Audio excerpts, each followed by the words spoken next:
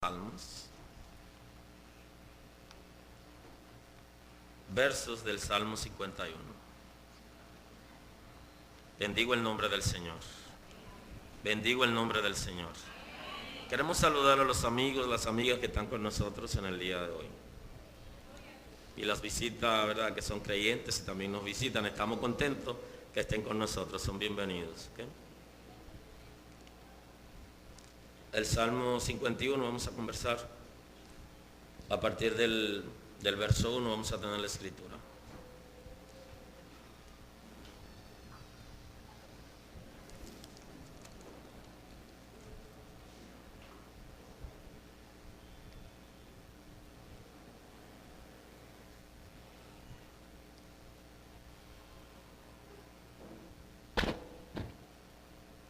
En el nombre de Jesús.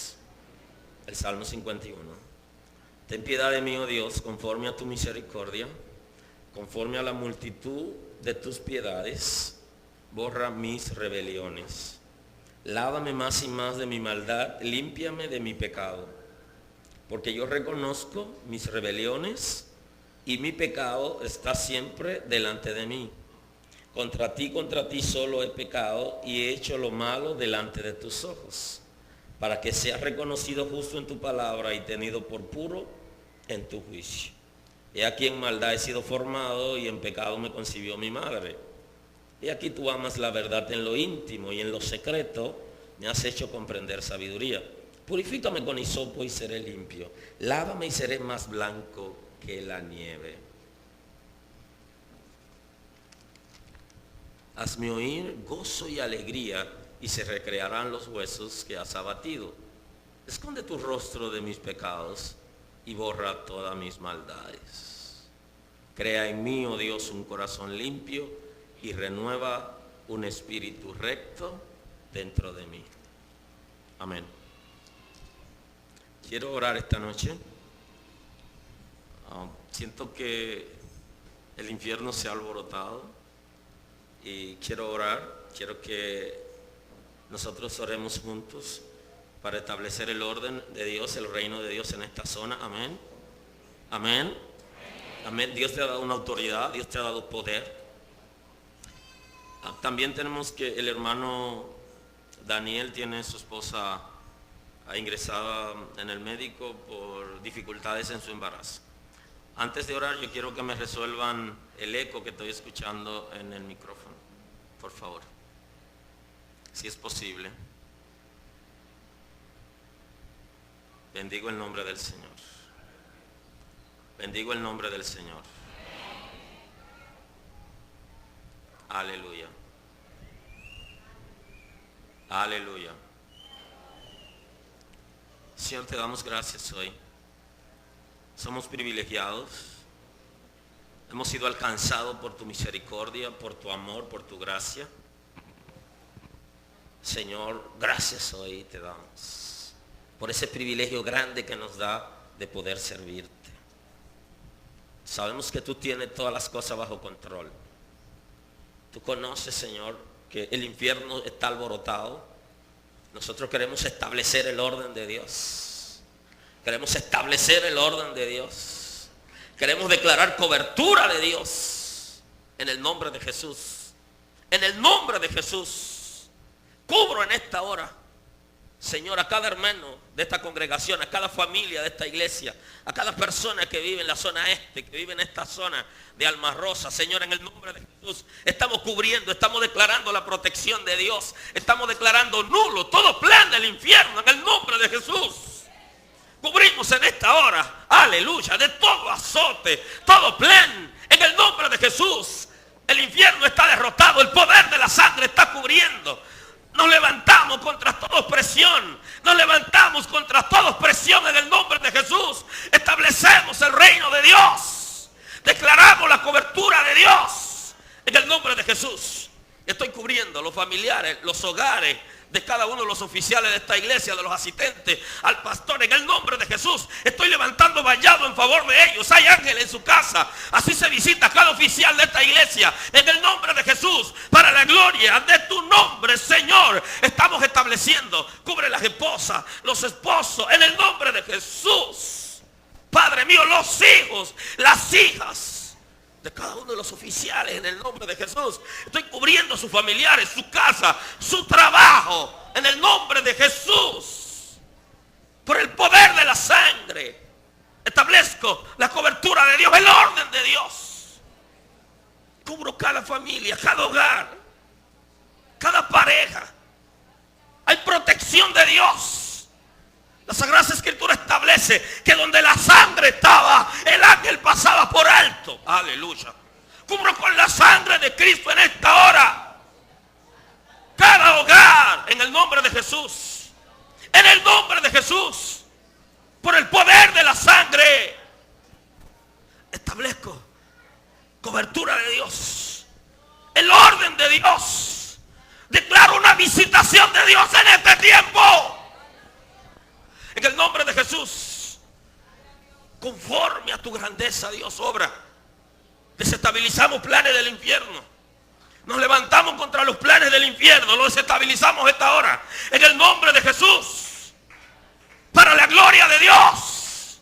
Para la gloria de Dios. Todo plan contra los matrimonios. En el nombre de Jesús. Todo plan contra la familia. Para tu gloria, Señor. Aleluya. Todo plan para dañar esta sociedad, Dios. En el nombre de Jesús. Gracias a esta hora. Cobertura de Dios. Cobertura de Dios. Hay salud en Dios. Hay salud en Dios. Salud física. Salud mental. Salud espiritual. Salud emocional. En el nombre de Jesús. Poder de Dios. Poder de Dios. Espíritu Santo, sopla. Sopla. Organizando, creando nuevas expectativas. En el nombre de Jesús. En el nombre de Jesús. En el nombre de Jesús. Tuya es la gloria, tuya es la gloria. Toda gloria es tuya. Toda gloria es tuya. Todo poder te pertenece. Quiero bendecir a mi hermano Daniel y a su esposa Elisa. En el nombre de Jesús. Tú tienes el poder para cambiar las circunstancias. Toma el control ahora. Toma el control en el nombre de Jesús. Hay cobertura de Dios en esa pareja. Hay cobertura de Dios en el embarazo. En el nombre de Jesús. Se perfecciona tu propósito en esta familia. Que reciban nuevas fuerzas en tiempo de proceso. En el nombre de Jesús. Que sean visitados por tu Espíritu Santo. Para tu gloria, Señor. Gracias, gracias. Porque tú cambias las circunstancias, Señor. Tienes poder para cambiar las circunstancias. Gracias esta noche. Dándose la revelación de la palabra. Quiero bendecir a este pueblo con una palabra, Dios. Tú tienes el poder para tomar nuestros intelectos en esta hora. Y que tu Espíritu Santo comience a fluir en el intelecto. Comience a fluir para que la gracia de Dios nos visite y que podamos recibir y entender la revelación del reino esta noche. En el nombre de Jesús hay salvación. Fluye la gracia, fluye la salvación, fluye la autoridad de Dios. Aleluya. Gracias, Señor. Gracias, Señor. Honro tu nombre. Gracias. Aleluya. Pueden sentarse, mis hermanos.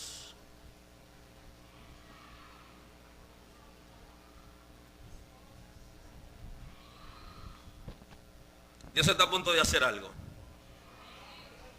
Yo le creo a Dios. Yo le creo a Dios. Aleluya.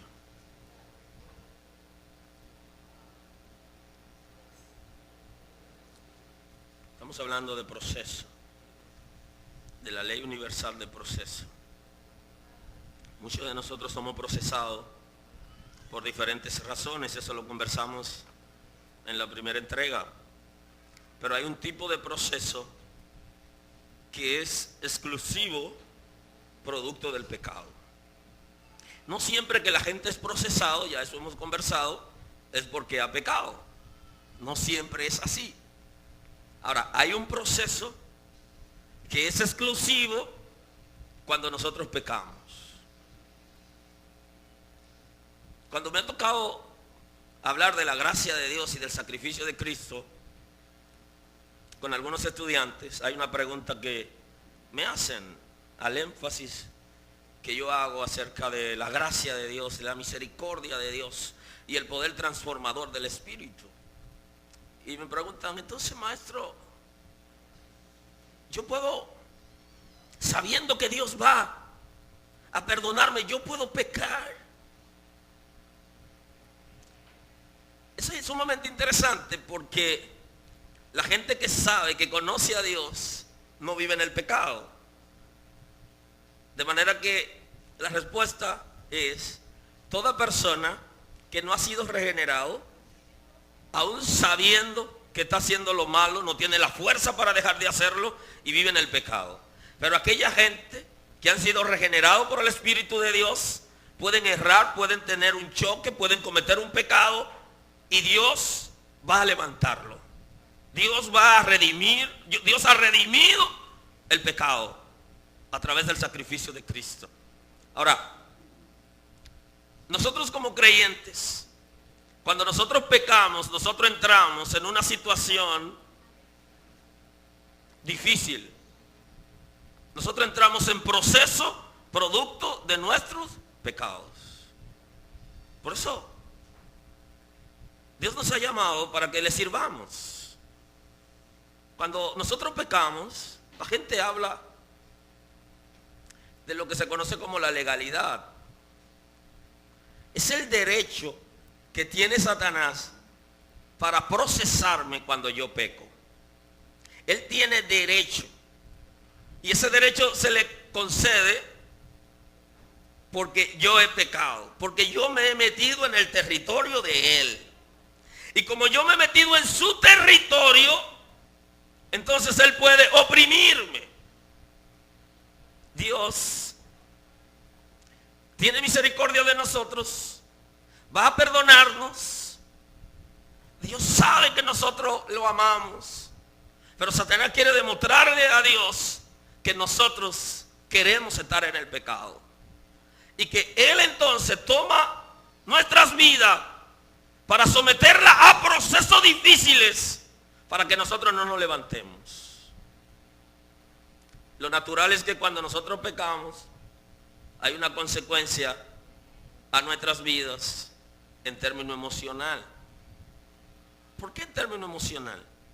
Porque nosotros, yo sé que alguna vez usted ha escuchado a alguien que le ha dicho que tiene un dolor pero es como si fuera en el corazón, pero no es en el corazón.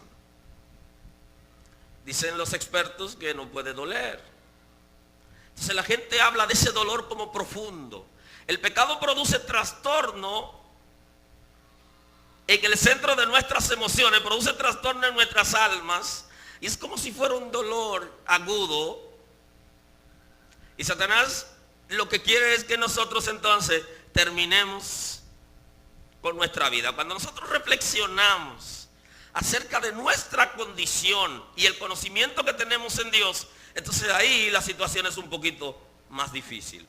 Y él entonces comienza a oprimirnos hasta pedirnos que terminemos con nuestras vidas producto de nuestra situación. Pero hay una cobertura que en términos familiar nosotros tenemos. Espiritualmente hay lo que se llaman los líderes espirituales de familia. Un líder espiritual de una familia es alguien que, aunque no sea la cabeza de la familia, es el que asume la responsabilidad espiritual y de la salvación de su familia. Es el que está intercediendo continuamente en su familia por la cobertura de Dios. Cuando el que es líder espiritual de familia se encuentra en una situación de pecado, está dejando de protegida a la familia. Eso se puede explicar como lo que se conoce en Israel como la brecha, ¿no? Por eso la Sagrada Escritura habla de ponerse en la brecha. ¿Qué era la brecha en Israel? He hablado antes de esto con ustedes. La brecha era el lugar donde el muro había sido debilitado por los enemigos. Y había alguien que tenía que ponerse en ese lugar para hacerle frente al enemigo cuando venga a la ciudad. Si yo me descuidaba en el momento en que estaba en la brecha, la ciudad era destruida. Porque los enemigos entran por los lugares donde es más vulnerable, por donde es más débil. De manera que si la brecha se producía en un lado del muro, los enemigos venían por ahí. Y al que ponían en la brecha enfrentaba a los enemigos. Y los enemigos tenían que matarlo a él antes de entrar a la ciudad. Por eso el que es cobertura de su familia, líder espiritual de familia, corre fuertes riesgos. Ahora, si yo me duermo o yo me descuido, dejo mi posición de guardia, el enemigo entra fácil y acaba con la ciudad. ¿Qué ocurre entonces? Que mi familia queda desprotegida porque yo soy el líder espiritual de mi familia. Yo soy la persona a quien Dios ha llamado para que mi familia tenga luz, alcance la salvación y sea protegida de las huestes del infierno. En el momento en que yo me descuido porque Satanás me ha arropado con el pecado, mi familia queda sin protección y alguien puede venir y destruirla. El enemigo va a aprovecharse de esa situación para destruirla. El pecado no es un cuento de camino, ni es una situación que la iglesia crea para que la gente se asuste. No. El pecado tuvo su origen en una persona que se llama Satanás, que dirige las huestes del infierno. En él se originó el pecado y él dirige esa empresa, la empresa del pecado. Y junto a él está todo un ejército de espíritus malvados que están persiguiéndonos en cada momento para hacernos caer de la gracia de Dios. Que nuestra vida se vuelva vulnerable, que ya no estemos en la brecha cuidando a nuestra familia, que nosotros entonces entremos en depresión, que entremos en situación difícil, porque el pecado nos ha visitado. Ese ejército de espíritu del mal andan buscando que nosotros le permitamos a ellos entrar. Que ellos puedan operar de manera legal en nuestra familia. Que tengan derecho para oprimirnos, producto del pecado.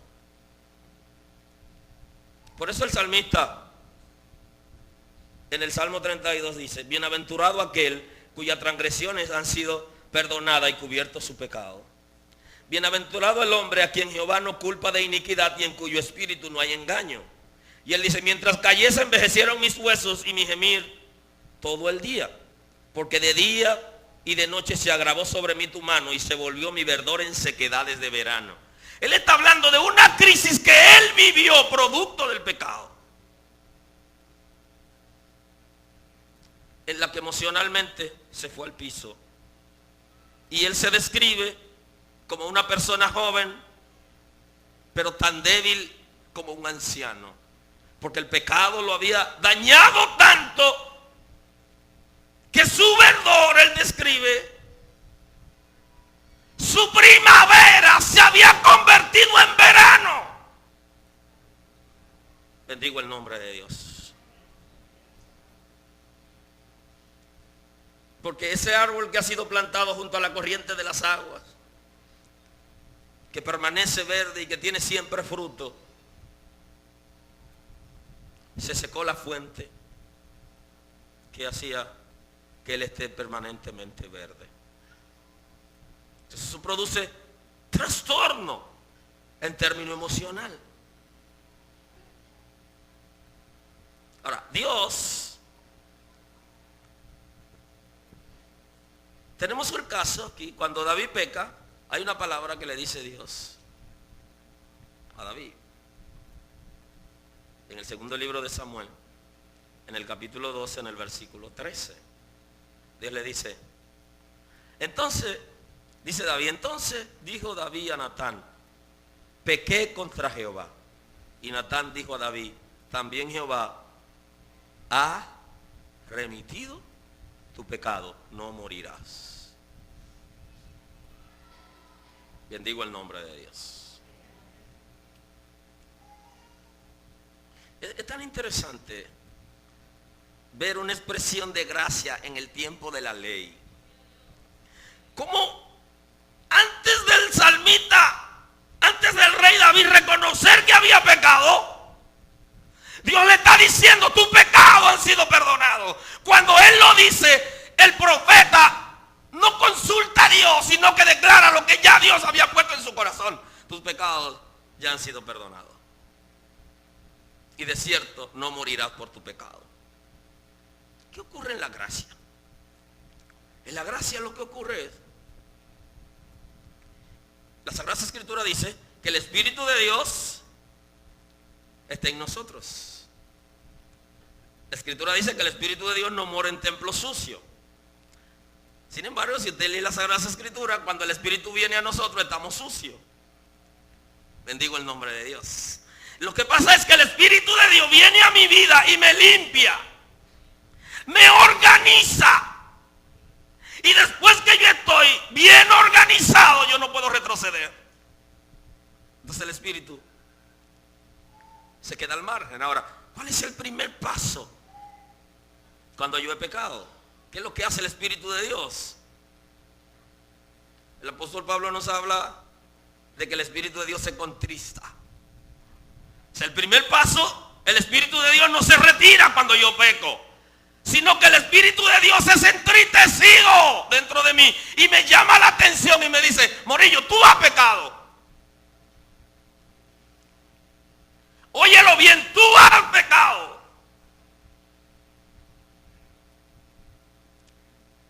Entonces él trata de convencerme a mí de que yo he pecado y que yo debo salir del pecado para restaurar el Espíritu en mi vida. Si yo me resisto, entonces pasa a una segunda etapa. La primera etapa es que se entristece. Por eso la Escritura dice: no contristéis el Espíritu Santo, en el cual fuisteis sellado para el día de la redención. Y entiéndase redención ahí, no es lo que Cristo hizo en la cruz del Calvario, porque se supone que ya estamos redimidos. Se está refiriendo al momento de la redención de los cuerpos, cuando suene la trompeta. En la Biblia no hay contradicción. Yo no puedo decir que he sido redimido para tal día, sino que ya he sido redimido en el pasado. Entonces el cuerpo va a ser transformado. Entonces yo tengo que estar dispuesto a aceptar la restauración del Espíritu Santo en mi vida, después que se ha entristecido por causa de mi pecado. Si yo no organizo mi vida con relación a Dios, si no restauro, entonces el Espíritu Santo no mora en templo que nosotros hemos ensuciado después que Él ha habitado dentro de nosotros. Y a eso se está refiriendo la Escritura cuando dice que el Espíritu de Dios no mora en templo sucio. Lo que está diciendo es: el templo que ya yo he organizado y se ensucia de nuevo, yo no moro ahí, porque en el principio nosotros vinimos en pecado y llegamos sucios, y Él habitó entre nosotros, dentro de nosotros, y nos organizó. Ahora yo no puedo retroceder, pero Él me da una opción, que yo, cuando Él se entristece, opera en mí. Y entiéndase que la operación del Espíritu de Dios no es la operación de la conciencia. Una cosa es la conciencia, que es la facultad del alma que le dice a los individuos lo que es correcto. Y eso está inherente en todos los individuos. El Espíritu de Dios es la tercera persona de la Trinidad de Dios y es más que conciencia.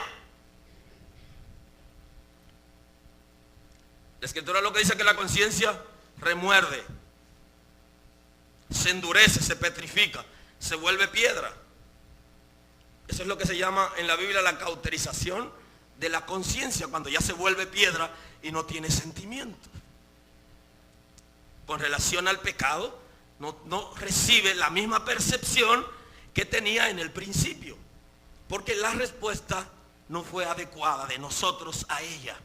Entonces ella se vuelve piedra, y ya lo que nosotros hacemos no sentimos ningún remordimiento. pero nos estamos refiriendo al Espíritu de Dios, que es Dios con nosotros. Dice que debe estar en nosotros y con nosotros, y que se entristece cuando yo entro en una condición de bajeza espiritual. Ahora, cuando yo reconozco que yo he pecado, entonces las cosas tienen un giro. En vez de apartarse totalmente el Espíritu de Dios, la palabra correcta es decir, yo me aparto totalmente del Espíritu Santo por causa de mi pecado y de mi condición. Si es que yo no acepto cuando Él me llamó la atención, cuando se entristeció producto de mis faltas. Por eso es que el salmista entonces dice, ten piedad de mí, oh Dios, conforme a tu misericordia, conforme a la multitud de tus piedades, borra mis rebeliones. Lávame más y más de mi maldad y límpiame de mi pecado, porque yo reconozco mis rebeliones y mi pecado está siempre delante de mí. Pero es interesante, porque hay creyentes que cuando han faltado a Dios, van en oración y dicen, Señor, si te he faltado, perdóname. Es una oración de niños. Es una oración de niños. Decirle a Dios, si he pecado, si te he faltado, perdóname. Ha de suponerse que si yo soy creyente y yo conozco a Dios, yo sé cuando yo he pecado. Y yo sé lo que yo he hecho que está mal. Dios requiere de mí que yo le diga a Él lo que yo hice. ¿Qué hice yo? Y que le diga nombre y apellido. Y no que me venda como santo en una oración en voz alta donde todo el mundo esté escuchando. Señor, si te he ofendido, yo quiero que tú me perdones, porque hacia afuera yo estoy vendiendo una santidad que no existe. Y la gente que me escucha orar dice, wow, qué santo es. Es capaz de pedirle perdón a Dios por si acaso ha pecado. Dios anda buscando gente que reconozcan que han hecho malo y le digan, Señor, yo hice tal cosa mala y yo me arrepiento de lo que he hecho delante de ti. Y hasta que eso no ocurre en la vida de nosotros, no habrá una restauración. Para que haya restauración, yo tengo que decir lo que yo hice malo. ¿Qué tipo de pecado yo he cometido? Tengo que enumerárselo a Dios. Y tengo que decirle la verdad a Dios. ¿Por qué decirle la verdad a Dios? Dios la conoce.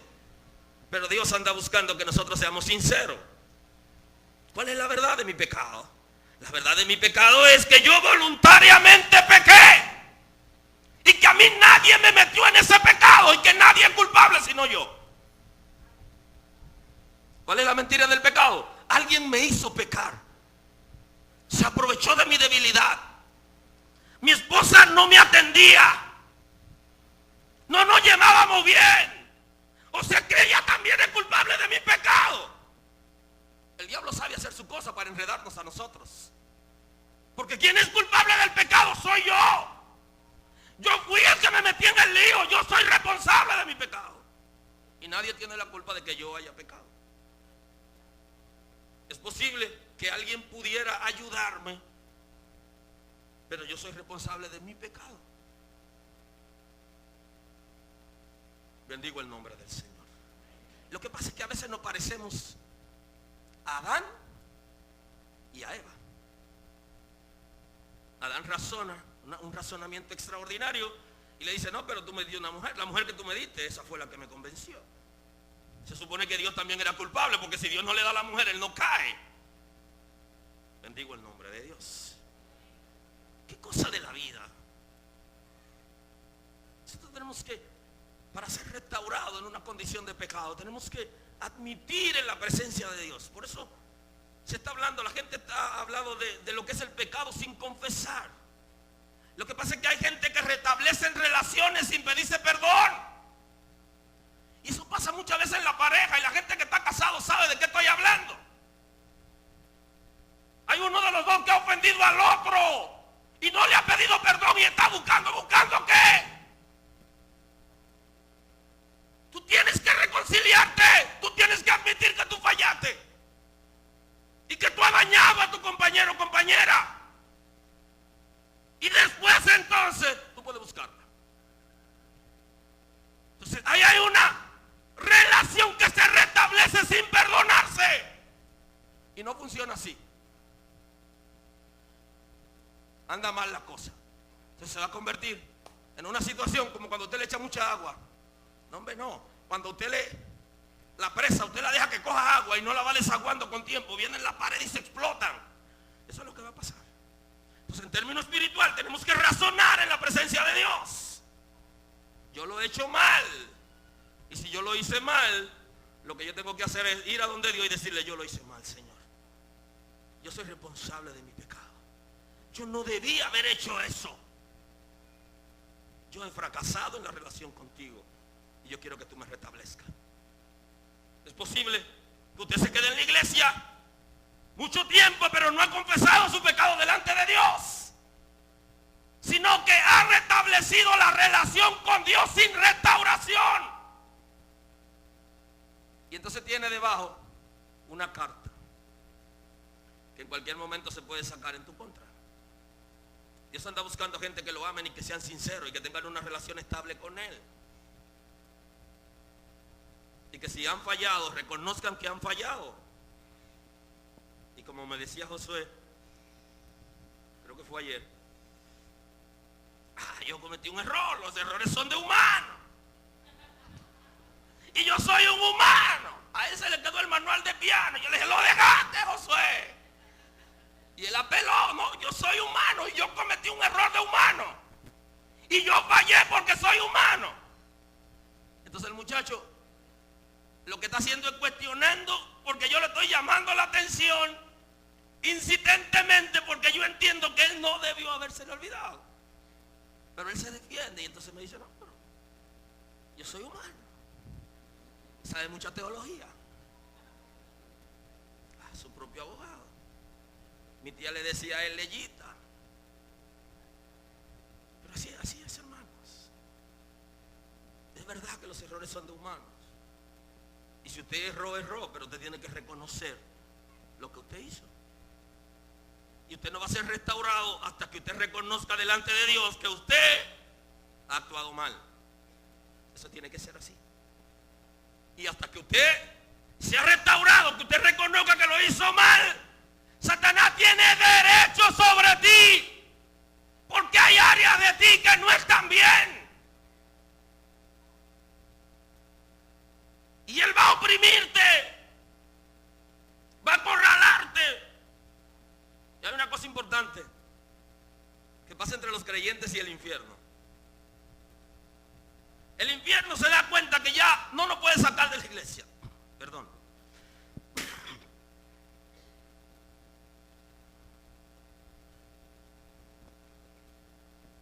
El infierno se da cuenta que ya no nos puede sacar de la iglesia, porque ha insistido mucho y no ha podido. Entonces él cambia de táctica. ¿Cuáles son las tácticas? Yo lo mantengo en la iglesia a ellos, pero no salvo. Ellos están en la iglesia, pero cuando suena la trompeta no van al cielo. Y entonces nos mantienen en la iglesia.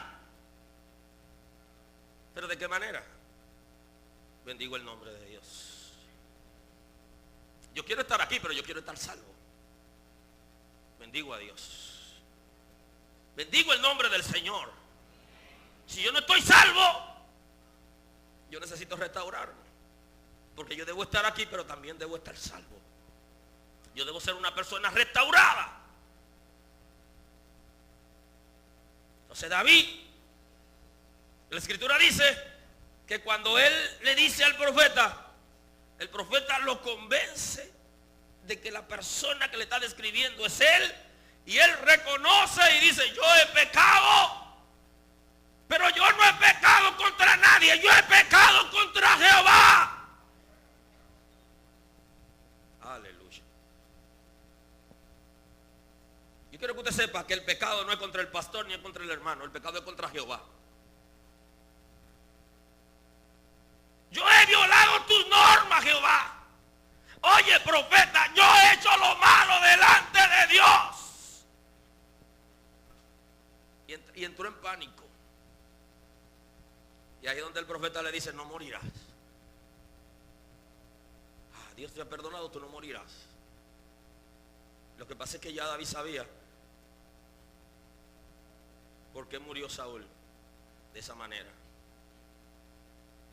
Y él había hecho algo que merecía la muerte. Y cuando entra en pánico delante del profeta, entonces el profeta le dice: tranquilo, tranquilo, Dios te ha perdonado. Bendigo el nombre del Señor. Ahora, el hecho de que el profeta le dijera a David que él había sido perdonado no implicaba que David no sea procesado. Bendigo el nombre de Dios. El hecho de que Dios perdone tus pecados no significa que tú no seas procesado. Más, por cuanto con este asunto hiciste blasfemar a los enemigos de Jehová. Oye el asunto por donde es. El pecado no es solamente un pecado. El pecado no solamente es que usted sea débil y cayó. El pecado es un asunto espiritual de leyes y de reino. Tú has hecho blasfemar a los enemigos de Jehová. Aleluya. Hiciste blasfemar a los enemigos de Jehová. Esa es la situación del pecado. Es una situación espiritual. Porque los enemigos de Dios van a blasfemar por quienes somos nosotros y la relación que tenemos con Dios, producto de nuestra caída o de nuestra desobediencia. El asunto es más profundo que como se ve. Y le dice: el hijo que te ha nacido ciertamente morirá. Bendigo el nombre de Dios.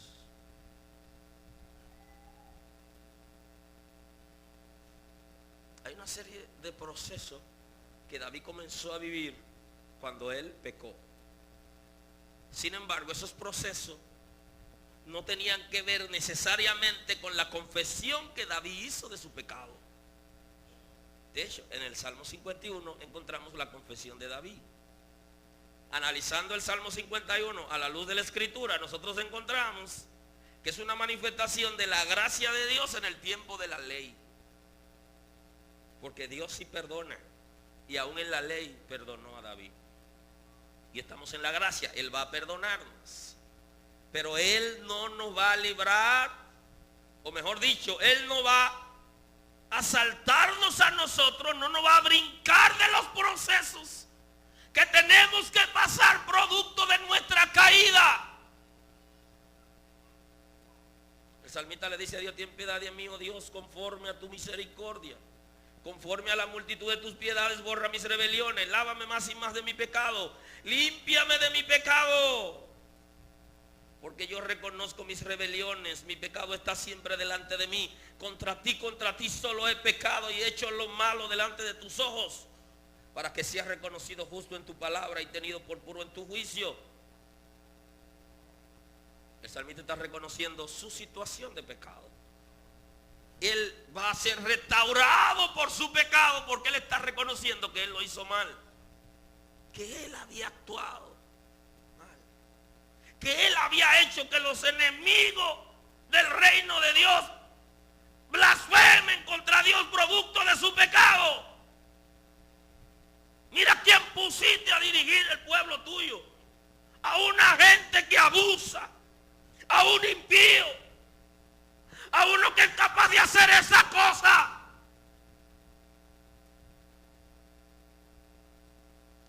¿Qué ocurrió? Que David fue perdonado, él confesó sus pecados, pero hay una situación que viene producto del pecado a la vida de David, donde su familia quedó desprotegida porque él era el líder espiritual de su familia. Y entonces él le abrió una brecha al infierno, y el infierno se metió como un ventarrón en su familia para destruirla. Porque quien estaba en la brecha se durmió. Porque quien estaba en la brecha se fue de lechuza. Quien estaba en la brecha dejó su servicio y se fue a entretenerse. Y no pudo evitar que el infierno destruya su casa. ¿Cómo es que si David había sido perdonado por Dios y él confesó su pecado, entonces él tenga que ser sometido a proceso. Estamos hablando de la ley universal de proceso. Todas las personas que cometen pecado tienen que ser procesadas por su pecado. Porque se han metido en el territorio del enemigo. Y no se metieron al territorio del enemigo a pelear y a luchar, sino que fueron como aliados. Y al entrar como aliados en el territorio del enemigo, en ese momento se constituyeron en un enemigo del reino de Dios. Porque estaban del otro lado peleando contra Dios. Y hay unas consecuencias que yo no las puedo saltar en mi vida si yo he pecado. Yo puedo restaurarme, yo puedo buscar que Dios perdone mis pecados y Él me va a perdonar. Pero yo no puedo saltar los procesos que vienen producto de mis pecados. Bendigo el nombre del Señor. Yo puedo en Dios evitar caer. Y digo en Dios, porque no es con nuestra fuerza que vamos a evitar caer, sino con la fuerza de Dios, que va a estar con nosotros y nos va a llenar para que no nos gloriemos, sino que dependamos de Él. Que no nos llenemos de soberbia, ni de orgullo, ni que nos creamos independientes de Dios, ni que creamos que todo lo tenemos bajo control. No es verdad. Quien tiene todo bajo control es Dios. Y su gracia sobre nosotros va a sostenernos. Pero yo no puedo evitar las consecuencias de mi pecado. ¿Saben los procesos que pasó David? Dice la escritura que David amaba a su primogénito, Absalón, y que él soñaba con que Absalón fuera el rey que lo sustituya a él. Y él se sentía dignificado, bendecido por Dios por tener un hijo como Absalón.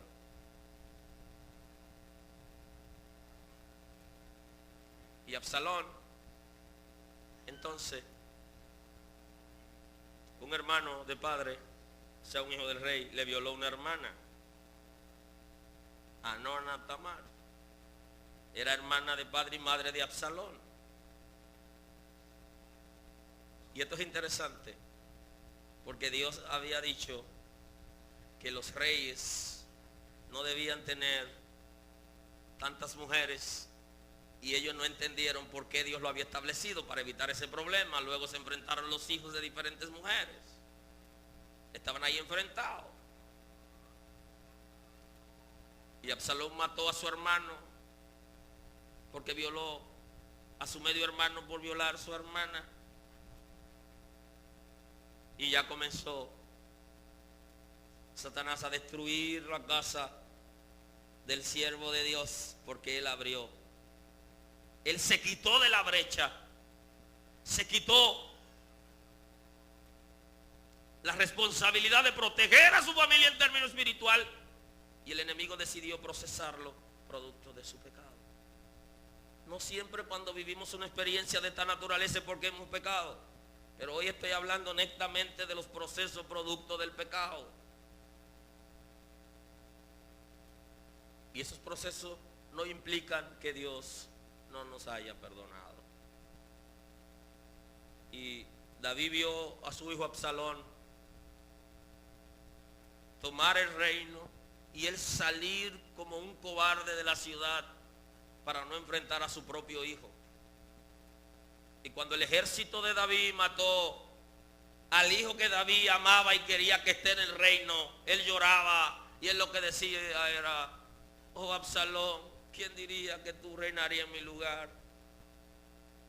Porque aun cuando su hijo se había levantado contra él, él entendía que podía haber una manera de salir a flote frente a la situación.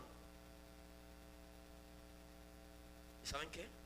Cuando David le dan la noticia, entró en depresión. Y eso ocurre muchas veces con nosotros. El pecado trae depresión en nuestras vidas.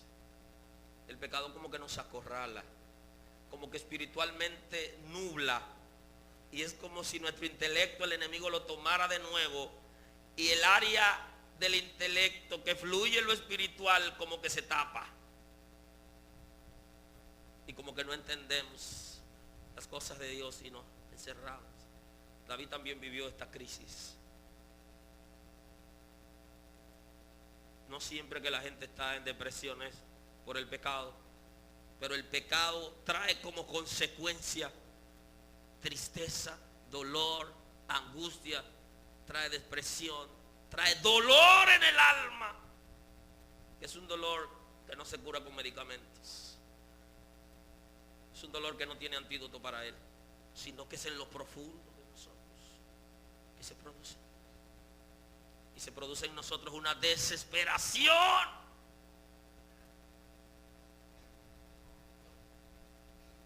Pero Dios quiere restaurar eso. Y va a restaurarlo. Pero no brincaremos los procesos.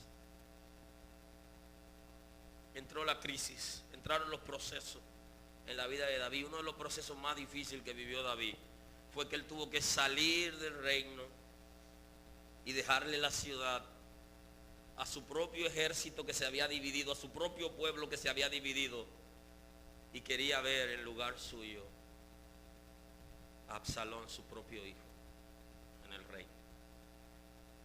Bendigo el nombre de Dios. Los procesos por causa del pecado son muy agresivos. Dios apuesta a nosotros cuando nosotros nos humillamos y confesamos nuestro pecado. Pero el enemigo quiere destruirnos. Que nosotros neguemos a Dios y volvamos al pecado como negación, porque nos sentimos desamparados. Y no es verdad, Dios no va a desampararnos si restauramos nuestra relación con Él. Pero el enemigo va a atacarnos con ímpetu, porque se siente con derecho sobre nosotros, porque nuestras vidas se han desordenado y hemos sido cómplices con Él contra el reino de Dios.